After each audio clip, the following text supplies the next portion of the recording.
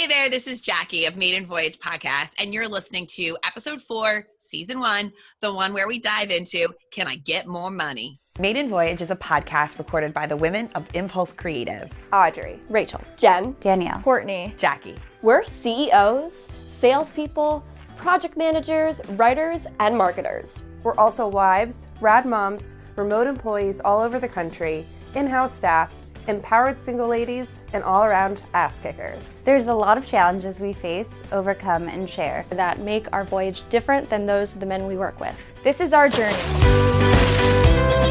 This week's episode is brought to you by Impulse Creative. All right, ladies, I know it's a tough one. We've gone back and forth internally about, do we talk about this? Do we not talk about this?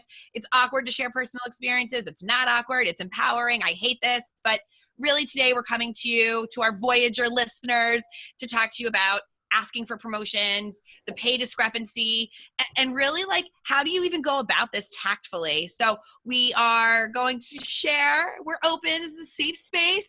We're going to share some maybe experiences we've had personally, but most importantly, we're going to dive a little later into giving you some techniques and tips to ask for a raise or to negotiate your pay, and really how to go about that in a even way, because we know the facts are that women are still paid less than men, 80 cents to the dollar. It is 2019 and women are still paid less than men. I know we've all had a few personal experiences that we're going to share, and Audrey, I think you have an amazing story that is really interesting and kind of a slap in the face in the funniest way.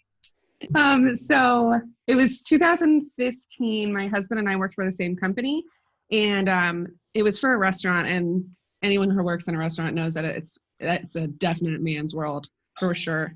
But we were both managing, and technically at the time he has more experience than I do managing in restaurants, but he was under me. I was training him how to use all of everything. Wait, can you tell us who he is? Because I think that's the kicker.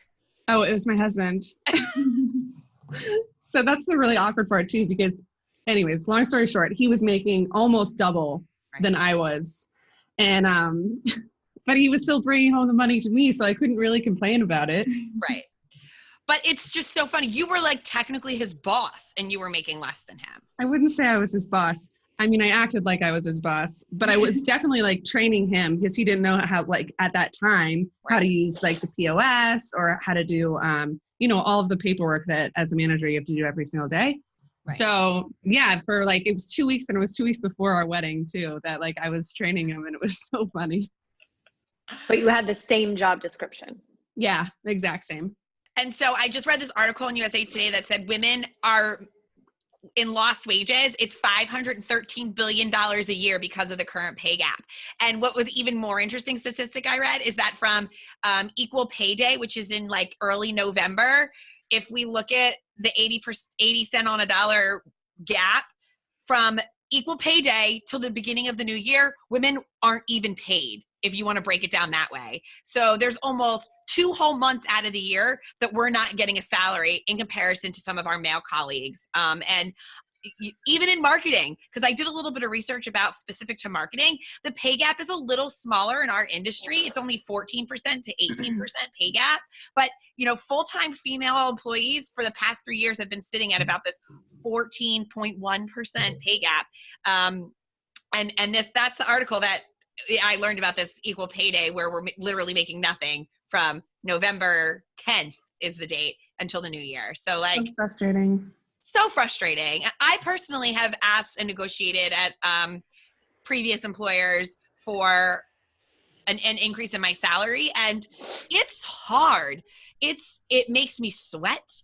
I like get nervous, and I would say that I have someone that I use, and I'll talk about that later, to like get me all amped up to do these things, because I think a lot of times, like, I personally come from like this emotional standpoint of like, I want more money, or I need more money, or I deserve more money, and I just don't think that is the right way to go about it. And like I said, we'll talk a little bit later how to overcome that, but even asking is hard. And I got Uber dressed up that day, and I like went into the meeting, and it worked out in my favor in the end. Not what I asked for, but just the fact that like I asked, I think was half the battle.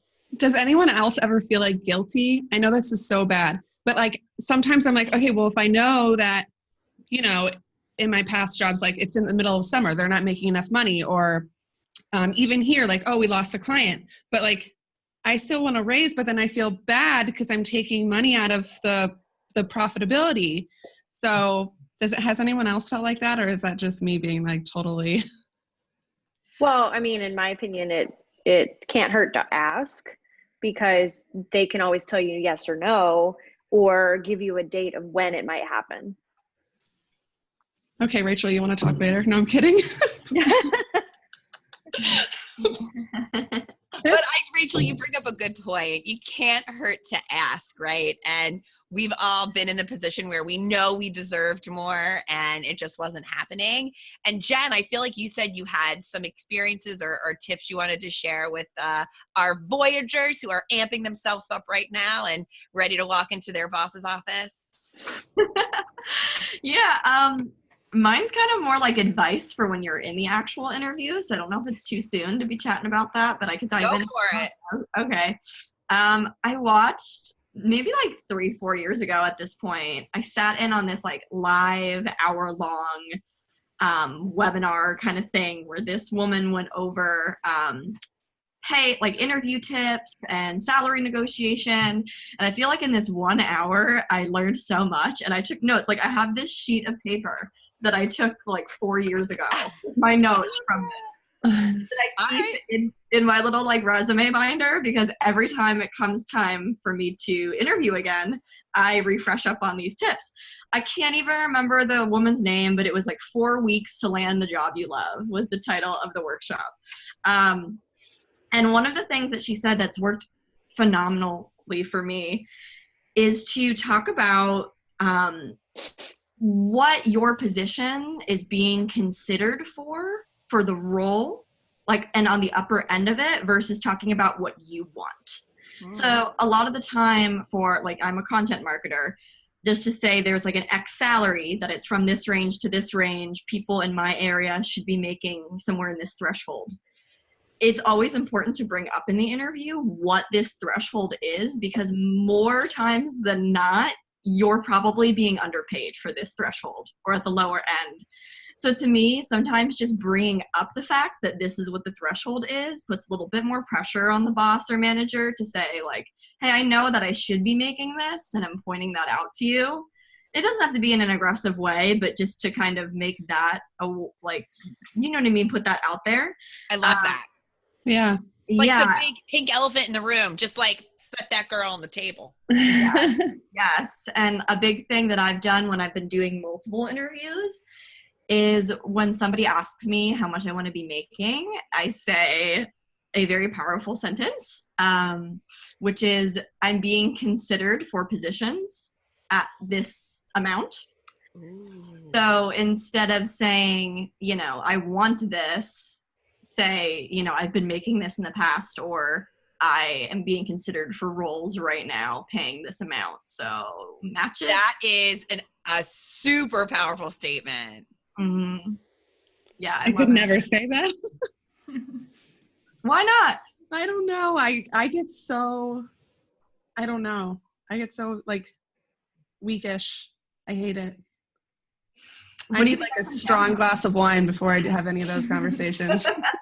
Is it fear of losing the job? Is that like it? So there's the difference between like interviewing for a job for the first time and having the negotiation versus having it when you're already there. Like, totally. You get nervous at both times? I don't even think it's like fear of rejection. It's so uncomfortable. And I think it's that guilt thing. Like, I don't know. Okay. I don't think that's uncommon, Audrey. I don't think you're alone in that. One of the articles I read talked about how that is, I think the word they used was like a communal characteristic, where like you just want everyone to, like, we want everything to be good, and I want everything to be doing good, and I don't want to feel like I'm taking away from someone else. And it's not that you don't feel like you deserve it, but there's all these other extra kind of emotions that you're placing within the idea of asking for more money that is that hesitation. And they talked about that in this article I read. So you're definitely not alone in that. Thanks, Jackie. Jen, I love that. Could you give us like one more or two more tips that you took away from this 4-year-old piece of paper that I'm obsessed with right now? Yeah, seriously. You could teach a class on this. Right? One thing that has always worked for me too is when having these conversations, it's nice to be stern, but to always end with saying, but I'm negotiable based on finding the right fit. Something that's always worked for me, and I know when I had originally had talks here, even with Remington, was that one thing that I always pushed was finding a company with a great culture and finding a good fit. And that when you kind of preface it in that way and let them know that you're looking for a fit, half the time you're already a good fit and they're willing to pay you a little bit more because they realize that some people aren't. Fair. Cool. So there are some things that I've always done. I learned I've always been in mostly sales roles. And so I always had to kind of prove my worth and why I deserved either a bonus or whatever it was. And corporate America had like really formal reviews. And I learned the hard way in my first few years in corporate America that if you don't recall regularly what you're doing that makes you amazing and stand out from your colleagues, when it comes time in December to ask for a raise, you're going to forget. And I know I've shared this with some of you. So I keep a working Word doc always of things where like I excelled or I did great or I made someone really happy as a client or I exceeded this goal or that goal, whatever it might be. Like I keep a running Word doc. I also keep a folder in my email that's like, so it's called Awesome Jackie. And if I get an email from a client that's like, thank you, you killed it. Or from a colleague who's like, you made this person happy. I have a folder now. So when it's time for me to put on my big girl panties and go in and have those hard conversations, I'm not going in from an emotional standpoint. I'm going in to say, these are the 17 million things that I did awesome in writing. These are my job expectations. Here's where I exceeded them because I truly believe you do the work for the job you want to be paid for before you ask for that money. No one's going to pay you for a job you haven't done yet. Right. And so those are kind of the ways I look at it is it's like, what have I done? How can I prove that? And you don't want to sit there because it's nerve-wracking to ask for this and to have this conversation with your employer. And if I can come from it with having 8 months of hard work already put together for me, you don't have to take the time to like, oh my God, well, let me go back through my calendar. What did I do that was good in January? Like, how can I make myself smell like roses in August for something I did in September of last year? So that's just one tip that I do. And then I also have an external sounding board who I've been working with for a long time, who helps me with like my resumes and like all that kind of stuff. And before I go into these negotiations ever, I always call her, and I don't talk to her every day, but she knows me personally and she knows kind of like where I am professionally to be able to talk to me about something that I find really important, non-financial negotiables. So like, yeah, I want to make 15, 20,000, 30,000 more dollars a year. Who doesn't? But I also want the freedom to do X, Y, and Z. Leave at 5, have a longer lunch break to go to the gym, whatever those things are. And so she's also taught me that what can I negotiate into my work-life balance instead of money that's going to make me ultimately happier, but may not be $1. That's cool. Yeah. That's So incredible.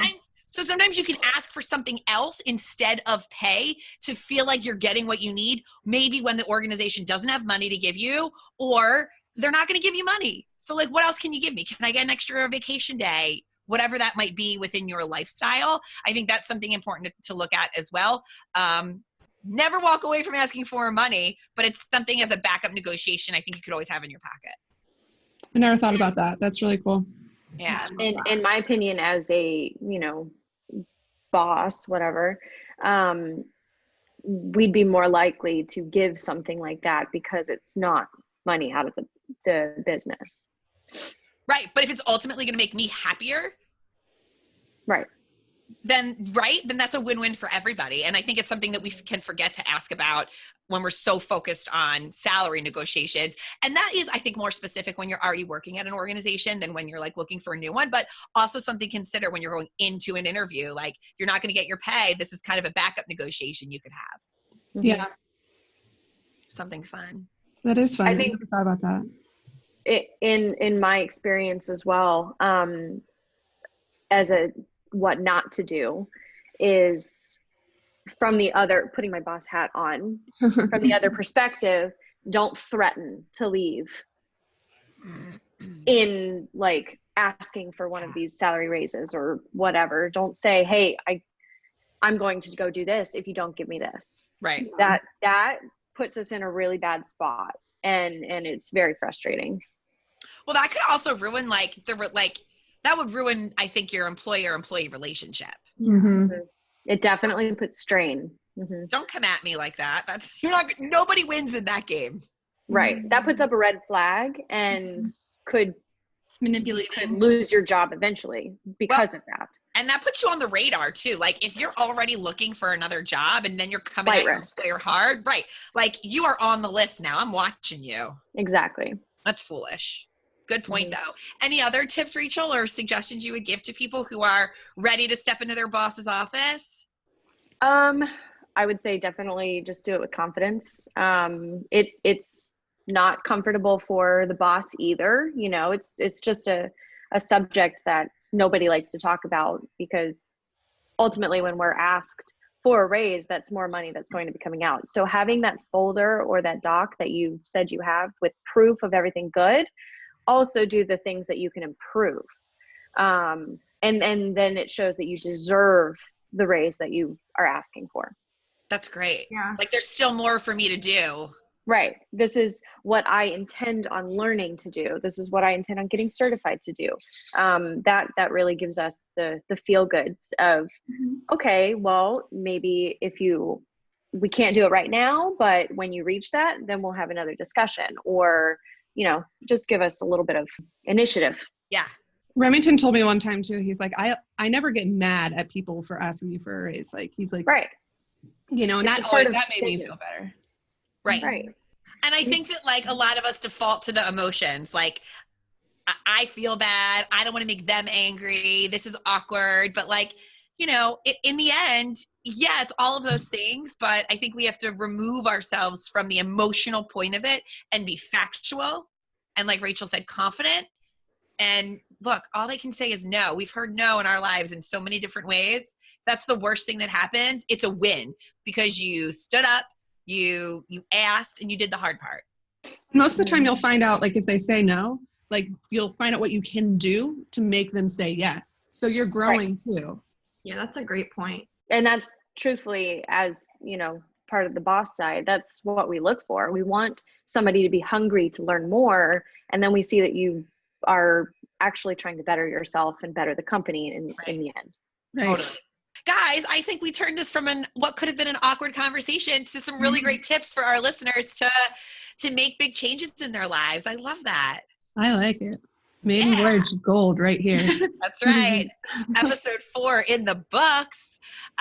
So we are going to move to one of our favorite parts of the podcast, and we're going to talk a little poop deck, ladies and gentlemen. So this is just if you haven't listened before, go back and watch episodes 1, 2, and 3. But if you have, you know this is the time where we get to share whether you did something amazing or really if you self-sabotaged. And what is this about?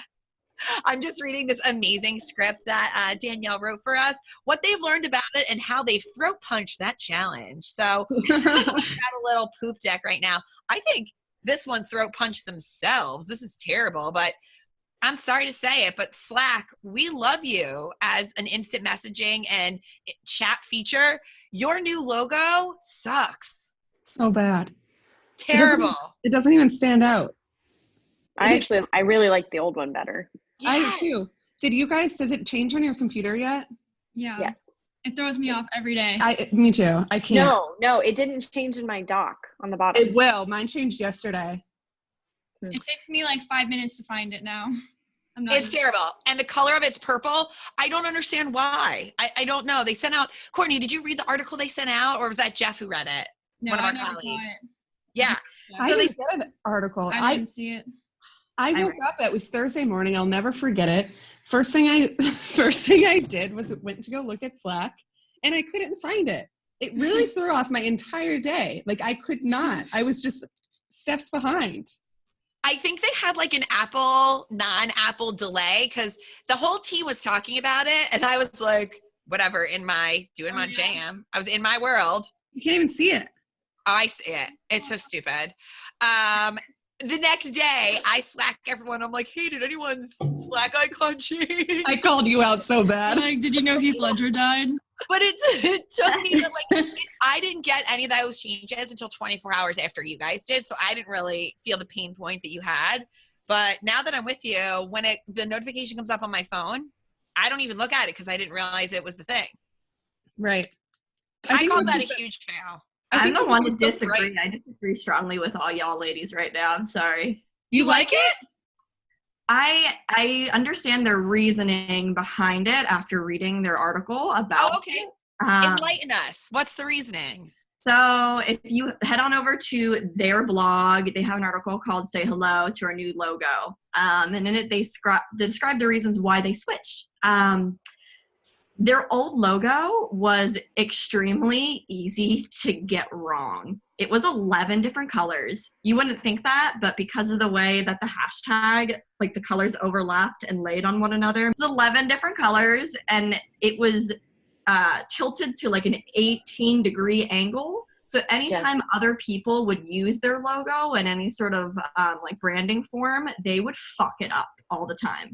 The colors were off. The placement was wrong. If you put it on any background other than like white, it looked like total garbage because it was 11 different colors. I think I would like the new one because it doesn't look like a hashtag. I think I would like it if it had a brighter background, like even a white background. I would. Okay. So can you guys see? It's like, is that what they're doing now? I don't hate it. I don't hate it. The reason I feel like this is why I can never do anything besides an iPhone, like, because it's familiarity. Is that right? God, I can't say that word. No, you nailed it. Familiar. And so it's just throwing me off. I think maybe when I get used to it, like I don't really have that strong of opinion about it, except the fact that it's just taking me like 5 minutes to find my conversation. You just don't like the change. Yeah, that's it. And I don't pay attention to the notifications. I just think it's too dark. It doesn't show up. Yeah. I didn't like that it was purple on my computer. Like, it took my eyes a minute to adjust to it. Yeah, that did take me a second to adjust too, but I noticed it right away. It's so funny how just like a subtle color shift like that. The very next day when I opened my Slack on my computer and it did it. And I didn't do an update. It like automatically updated, which was what took me off guard. Right. Technology. So, all right, we'll find Slack. You got a poop deck and you got a hot sauce packet. That's never happened before. It's unprecedented in Maiden Voyage. So you can have both. Love it, hate it. We love the way Slack operates. It keeps us all very closely connected all day. So that's a win. Guys, it doesn't matter what color it is. And I'm glad the logo is going to be working out for you. Thank you all so much for joining us today in this what could have been an awkward conversation, I think turned into some really great stuff for you to move forward and conquer your negotiations in the future. Until the next time you join us, stay your course and remember that this is your voyage. Make it amazing. Sadly, that'll do it for this week's episode of Maiden Voyage. We'd like to thank you, our amazing listeners. Because let's face it, lady life is hard.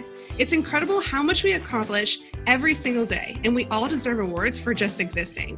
If you're listening to the show and want several new best friends, leave us a rating and review us on iTunes. Subscribe, comment, and share us with your favorite lady friends. If you're watching the show, make sure you subscribe. Click the thing for instant notifications, speak your mind in the comments, share us with your fellow Voyagers.